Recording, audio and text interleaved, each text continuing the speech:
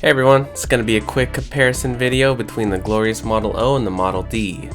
These gaming mice are natural competitors in a sense, as they are both darlings of the up-and-coming glorious gaming peripheral brand and feature similar design motifs, that is the distinctive honeycomb shells which allow for these mice to be ultra lightweight.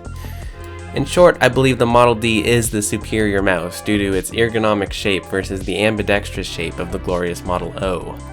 This was a bit surprising to me since my favorite mice in the past have been ambidextrous mice.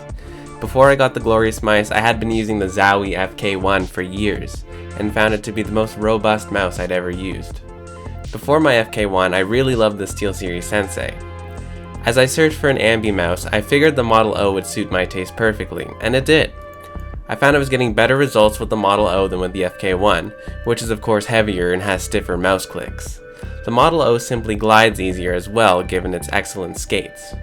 And the Model O is a great mouse. It's very comfy, has great clicks, it simply feels really good in the hand, and is very satisfying to use.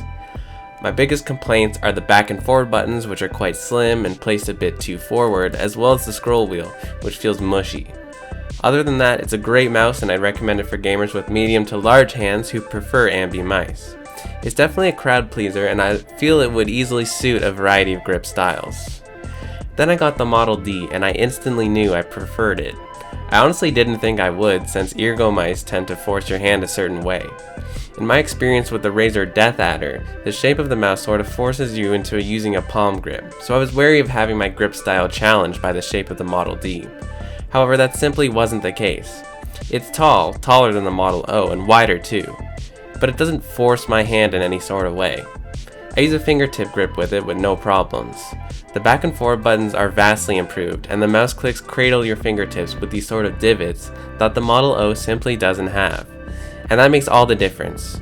My hand sits perfectly on the Model D, while there's a feeling that I'm gripping the Model O, which simply means I don't have as much control over the mouse. In my opinion, the Model D is easily a better mouse than the Model O, even though both mice are great. The RGB lighting is a little more pronounced on the Model D, and in my opinion looks great in the white shell.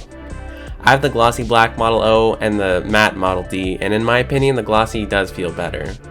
I can't really explain it other than it just feels better, at least to me. Both mice look great and perform very well, so I wouldn't hesitate to recommend either one. For me though, it's gotta be the Model D.